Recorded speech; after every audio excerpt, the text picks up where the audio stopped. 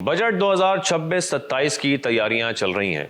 मैं हूं शाहजेब अहमद और आज हम इसी पर बात करेंगे कि बजट की इस वक्त जो तैयारी की जा रही है, इस वक्त ज़ाहिर है मशरक़ वस्ता की जो सूरत हाल है उसको देखते हुए, मईशत के जो चैलेंज हैं उनको देखते हुए हुकूमत के ऊपर इस वक्त बहुत प्रेशर भी है और इन चैलेंजेस से निमटने के लिए क्या कोई पॉसिबिलिटी होगी कि आने वाले बजट में अवाम को रिलीफ की हम बात में करेंगे कि जो कारोबारी तबका है उसको कोई रिलीफ मिलेगा या नहीं मिलेगा।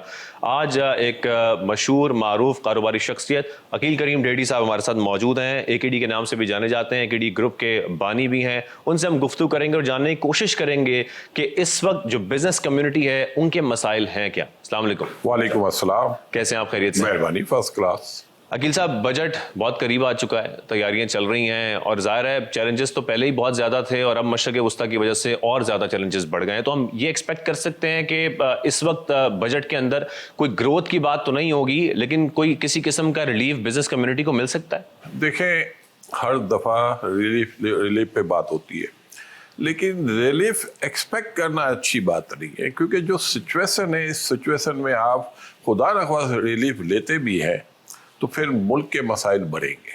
तो हमें एक चीज़ अंडरस्टैंड करनी चाहिए कि आप फर्दर कोई प्रॉब्लम ना क्रिएट करें। जो बजट जितना मुश्किल पिछला था, और अल्लाह का शुक्र है कि आपने पेट्रोलियम लेवी के थ्रू किसी हद तक उसको अचीव कर लिया।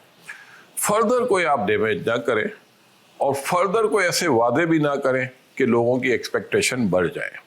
होता ये है कि गवर्नमेंट हर दफ़ा ये कहती है कि हम कारोबारी तबके के लिए रिलीफ देंगे, लेकिन एंड ऑफ द डे मुश्किलात ज़्यादा हो जाती है। हाँ, आम आवाम के लिए रिलीफ लाने की ज़रूरत है, सैलरी क्लास के लिए रिलीफ लाने की ज़रूरत है, लेकिन बिजनेस कम्युनिटी के लिए मैं ये समझता हूँ कि हमें एक्सपेक्टेशन नहीं रखनी चाहिए और गवर्नमेंट को हमें लाड़े रप्पे नहीं देनी चाहिए। अगर हम वकील साहब एक्सपेक्टेशन ना रखें और जैसा कि आप कह भी रहे हैं कि इस वक्त जो सूरत हाल चल रही है इसको इसी तरह कायम भी रखा जाए, तो फिर जो इस वक्त पाइड की रिपोर्ट बता रही है ट्रेड डेफिसिट इस तकरीबन $48 बिलियन पे जा सकता है साल के आखिर में, जो सूरत हाल है इस वक्त हमारी, उसमें फिर हम इंडस्ट्रीज को कैसे चलाएंगे? फिर बेरोजगारी तो मुसलसल बढ़ती जाएगी। देखिए, मैं आपको बताता हूँ, जो डेफिसिट है आप क्यों एक्सपेक्ट करते हैं कि वो कम हो जाएगा? आप अल्लाह का शुक्र अदा करें कि आपके रिजर्व मेंटेन है, आप अल्लाह का शुक्र अदा करें कि आपके रुपी स्ट्रॉन्ग है।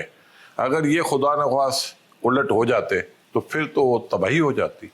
आप हमें बिजनेस कम्युनिटी को अल्लाह का शुक्र अदा करना चाहिए कि इंटरेस्ट रेट नीचे है और हम सरवाइव कर रहे हैं। ये नहीं है कि हम बहुत पैसे बना रहे हैं। कुछ इंडस्ट्री है जिनके विंडफॉल प्रॉफिट है और वो टैक्सेस भी बहुत ह्यूज दे रही है। अब उसमें गुंजाइश नहीं है कि गवर्नमेंट उनको फर्दर टच करे, क्योंकि जाहिर बात है कि उनके ऊपर फर्दर बोझ डालेगी तो फिर मसाइल बढ़ेंगे। दूसरा, गवर्नमेंट को एक चीज़ ध्यान में रखनी चाहिए, जब आप सब्सिडी देते हैं तो सब्सिडी देने के बाद जो लिस्टेड कंपनी के ऊपर आप अटेम्प्ट करते हैं ये भी मुनासिब नहीं है। इसकी वजह से इक्विटी मार्केट इफेक्ट होती है और उनकी बुक पे आप जो लोन दे देते जो रिलीफ देते हैं उनकी बुक से पैसा लेके, ये किसी सूरत में सही बात नहीं है।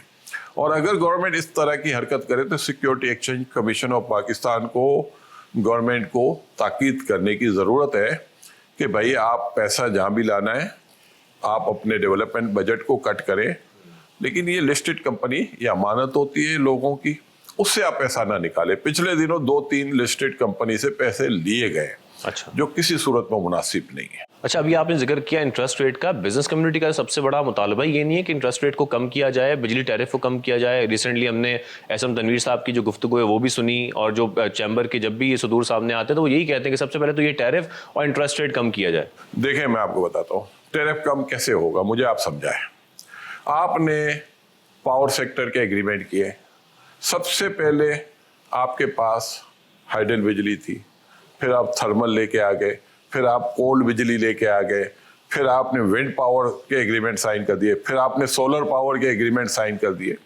आपके मुल्क की डिमांड ना होने के बराबर है, आपकी इंडस्ट्रियाँ लग नहीं रही, आप बिजनेस कम्युनिटी के वादों के ऊपर अपनी एक्सपेंशन कर देते हैं।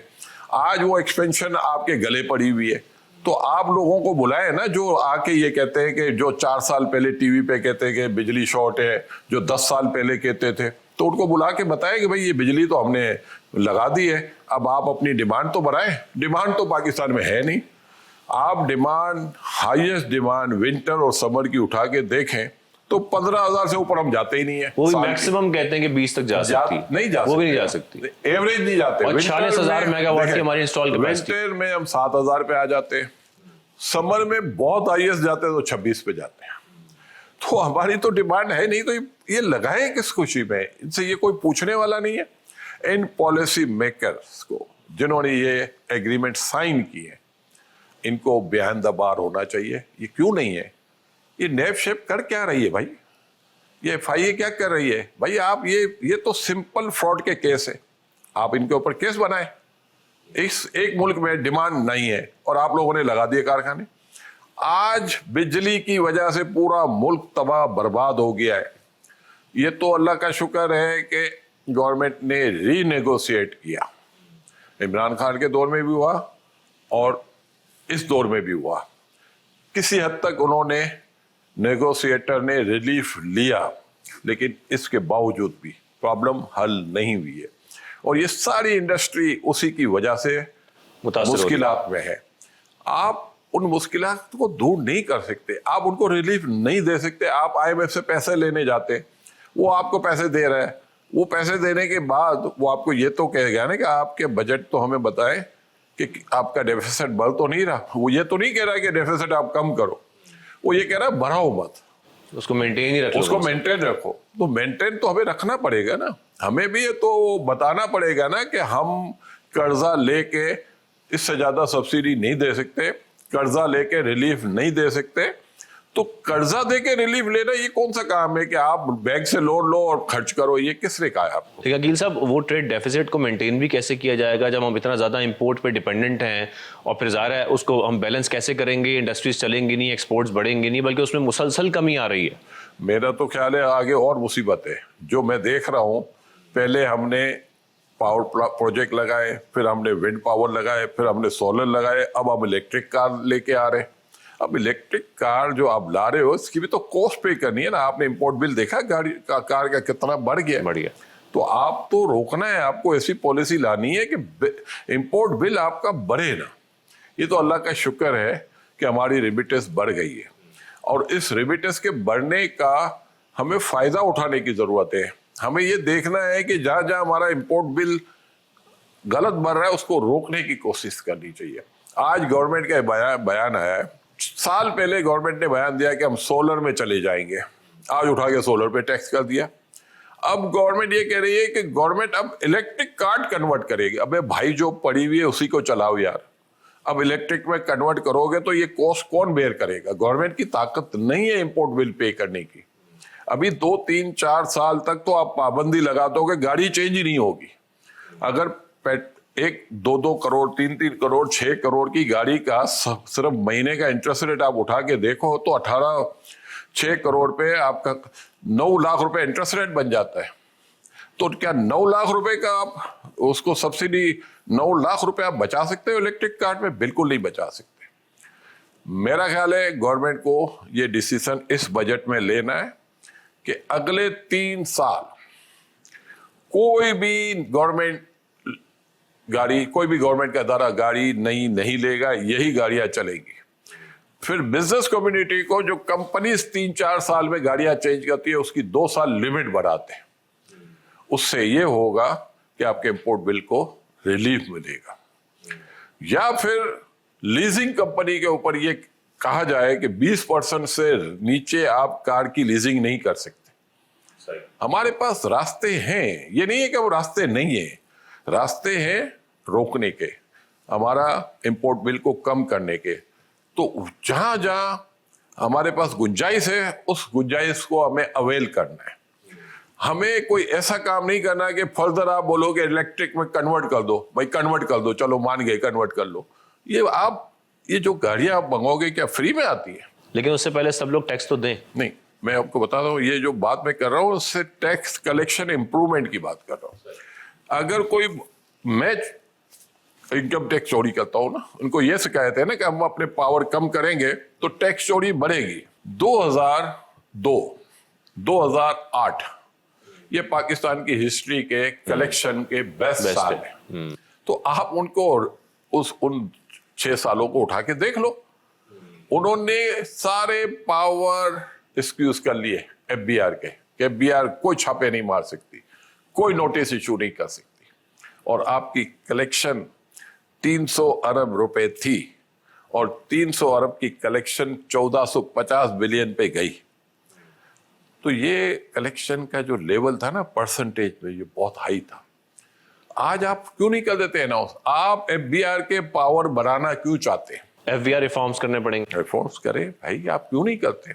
اور اسپیشلی ہم تو ان کو بتا کے اور پھر اٹھا کے سبسڈی دے دیتے. وہ بھائی جنگ کے دنوں میں سبسڈی کون سی سبسڈی ہے بھائی؟ آپ کیوں دے رہے ہیں؟ آپ اپنا دیکھیں, میں آپ کو بتاتا ہوں, ہمارے ملک میں بدقسمتی سے لوبی ہے مختلف. اب آپ نے ڈیزل پہ سبسڈی دی, اور سبسڈی دینے کے بعد اچانک آپ نے سبسڈی وڈرا کر لی. جب آپ نے وڈرا کی اور آپ نے فیول ڈیزل کی پرائس بڑھا دی, یہ اچھا کام کیا.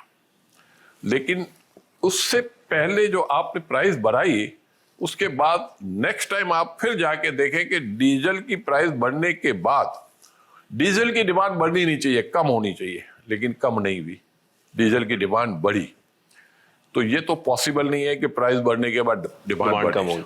اب ڈیزل سب کو پتا تھا کہ گورنمنٹ نے ابھی سبسڈی پوری پاس آن نہیں کی, کچھ پاس آن کیے, اور آگے جا کے آج بھی ڈیزل پہ 150 روپے سبسڈی گورنمنٹ دے رہی ہے, لیوی کی صورت میں یا اپنی پاکٹ سے, جہاں سے بھی. اس سے کیا ہوتا ہے, جتنی آپ کی آئل مارکیٹنگ کمپنی ہیں ان کے بعد ڈیمانڈ آتی ہے, اور لوگ اپنے اسٹوریج میں اٹھا کے لے جاتے ہیں, اسٹاک کرنا شروع کر دیتے, اسٹاک کرتے ہیں. اس کی وجہ سے ڈیمانڈ بڑھتی ہے. اس کے بعد گورنمنٹ وہ سبسڈی ختم کرتی ہے. تو پھر بینیفیشری کون ہوتا ہے؟ تو ان کو اسٹاک کرنے سے روکنا چاہیے نا. پھر اسٹاک کرتا ہے. لیکن دیکھیں آپ روک کیسے سکتے ہیں؟ وہ تو اخباروں میں دے دیں گے مارکیٹ میں ڈیزل شارٹ ہو گیا, ہمیں مل نہیں رہا. وہ اسٹور کرنے والے جو اسٹاک جمع کرتے ہیں وہ بھی تو یہی اخباروں میں پروپیگنڈا کرتے ہیں نا. دیکھیں ایکسیڈنٹل سچویشن ہے تو ہم برداشت کریں نا, کیوں نہیں کریں گے برداشت؟ ہمارے اگر پروفٹ کم ہو گئے, لیکن میں اگر اپنے 40,000 روپے تنخواہ دیتا ہوں ملازم کو, اس کو کمپیئر کروں گا تو مناسب نہیں ہے. اس کا تو ہر ایک کو خیال کرنا ہے نا, ان کو تو بچانا ہے نا. آپ نے ان کو آپ بچائیں. سیلری کلاس آپ کو لگتا ہے کہ بچ سکتی ہے اس طرح کی؟ ڈائریکٹلی کٹ کے ہی سیلری آتی ہے. آپ 5 لاکھ 2.5 لاکھ روپے تک میں کہتا ہوں 0 ٹیکس ہونا چاہیے.